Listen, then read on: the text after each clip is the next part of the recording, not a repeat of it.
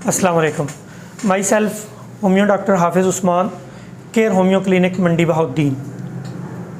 YouTube से हमारी एक बहन ने यूरिक एसिड के बारे में पूछा है और यूरिक एसिड आजकल बहुत कॉमन है, बहुत ज़्यादा इसके पेशेंट्स आ रहे हैं। यूरिक एसिड क्या है, कैसे बनता है, क्या प्रॉब्लम्स होती हैं इससे, इस पर हम डिटेल में बात करेंगे और फिर इसका इलाज कैसे मुमकिन है, इसको ठीक कैसे किया जा सकता है, इस पर भी बात करेंगे। उससे पहले आप चैनल को सब्सक्राइब कर लें, वीडियो को लाइक कर दें और हमारी वीडियो को शेयर करें। जी, यूरिक एसिड हमारे जिस्म के मेटाबॉलिक प्रोसेस के दौरान बनता है और ब्लड में शामिल हो जाता है। यही ब्लड जब किडनीज़ में जाता है तो किडनीज़ का काम है ब्लड को फ़िल्टर करके यूरिक एसिड को जिस्म से बाहर खारिज कर देना। दो सूरतों में यूरिक एसिड खारिज नहीं हो पाता। नंबर 1 कि ब्लड में यूरिक एसिड का कंटेंट बहुत ज़्यादा है जिसकी वजह से किडनी उसे प्रॉपर फ़िल्टर नहीं कर पाता। दूसरी वजह कि किडनी के किसी प्रॉब्लम की वजह से किडनी उसको फ़िल्टर नहीं करता और वो ब्लड के अंदर शामिल रहता है। जब ये ब्लड के अंदर शामिल रहेगा तो ये जिन जगहों पे जिस्म में ब्लड फ्लो स्लो होता है वहाँ पे ये क्रिस्टलाइन फॉर्म में यूरेट क्रिस्टल्स बनना शुरू हो जाते हैं। ये बिल्कुल नीडल लाइक क्रिस्टल्स होते हैं और जहाँ पे ये जमा हो जाते हैं वहाँ पे इनसे फिर सोजिश और इस तरह की प्रॉब्लम्स बनती हैं। हम कैसे पहचानेंगे यूरिक एसिड है? पेन इसकी बहुत ज़्यादा सवेयर होती है, जोड़ों में होती है, आम तौर पर छोटे जोड़ों से स्टार्ट होती है और पाँव के जो जोड़ हैं उनसे स्टार्ट होती है। पाँव के अंगूठे से अक्सर पेशेंट्स में 90% पेशेंट्स में पाँव के अंगूठे से स्टार्ट होती है, वहाँ पे पेन शुरू हुई, फिर टखने में आई, फिर हाथों के जो छोटे जोड़ हैं इनके अंदर आ गई, रिस्ट में आ गई, टखने में, फिर उसके बाद घुटनों में और बाकी जोड़ों में, साथ हड्डियों से कड़कड़ाने की भी। और जहाँ पे यूरिक एसिड का प्रॉब्लम होगा वहाँ पे इंतहाई सवेयर पेन होगी और जोड़ रेड हो जाएंगे और वो इतने टच सेंसिटिव हो जाएंगे कि आप उनके ऊपर कपड़ा भी बर्दाश्त नहीं कर सकेंगे। ये प्रॉब्लम्स होती हैं यूरिक एसिड की वजह से। और ये इसकी बुनियादी वजह क्या है? फूड हैबिट और लाइफस्टाइल। फूड हैबिट में बहुत ज़्यादा सुर्ख गोश्त का इस्तेमाल, दालों का इस्तेमाल, पालक और इस तरह की चीज़ें जो यूरिक एसिड काज करती हैं।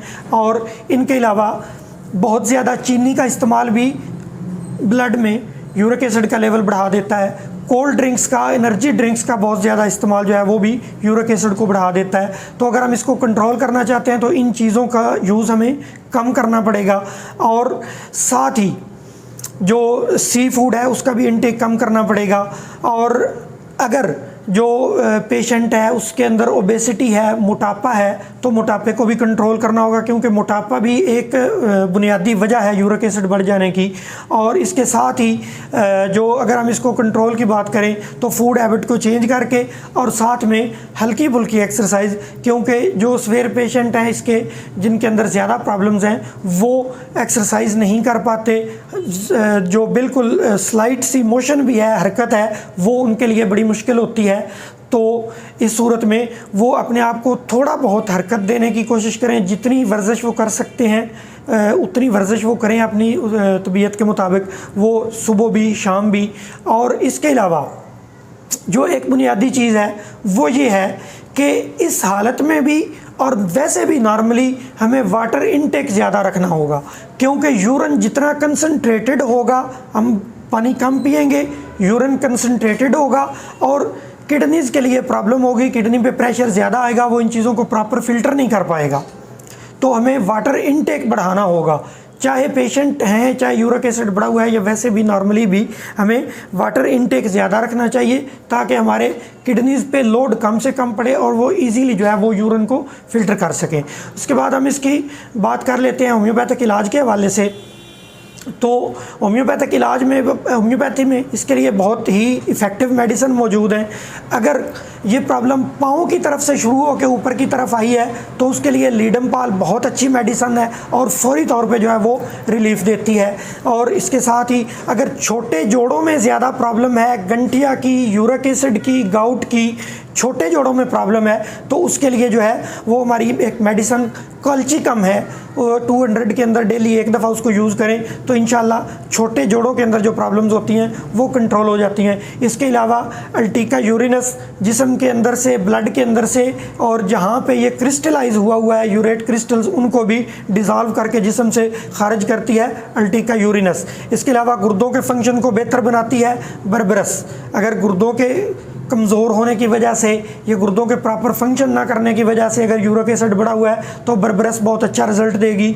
और इसके लिए बड़ा अच्छा एक कॉम्बिनेशन थैलाप्सी, अल्टिका यूरिनस और बर्बरस तीनों को मिक्स करके 10 ड्रॉप्स डेली आप 3 दफ़ा उसको इस्तेमाल करें तो बहुत जल्द यूरिक एसिड जो है वो कंट्रोल होना शुरू हो जाता है। लेकिन ये बात याद रखें कि अगर एक दफ़ा ये स्टार्ट हो गया तो उसके लिए आपको फूड हैबिट भी चेंज करनी पड़ेगी, लाइफस्टाइल भी चेंज करना पड़ेगा, और साथ थोड़ा सा लंबा अरसा जो है वो इसका आपको ट्रीटमेंट भी लेना पड़ेगा। 2 से 3 माह के अंदर जो नॉर्मल पेशेंट हैं वो ठीक हो जाते हैं। अगर ज़्यादा सीवियर कंडीशन है तो इससे ज़्यादा अरसा भी लग सकता है। कोई भी मेडिसन होम्योपैथिक डॉक्टर के मशवरे के बगैर इस्तेमाल ना करें।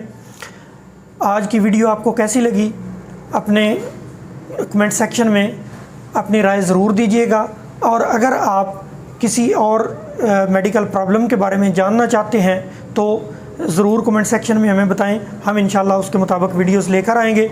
चैनल को ज़रूर सब्सक्राइब कर लें, वीडियो को लाइक कर दें और वीडियो को शेयर करें ताकि सबका फ़ायदा हो। बहुत शुक्रिया।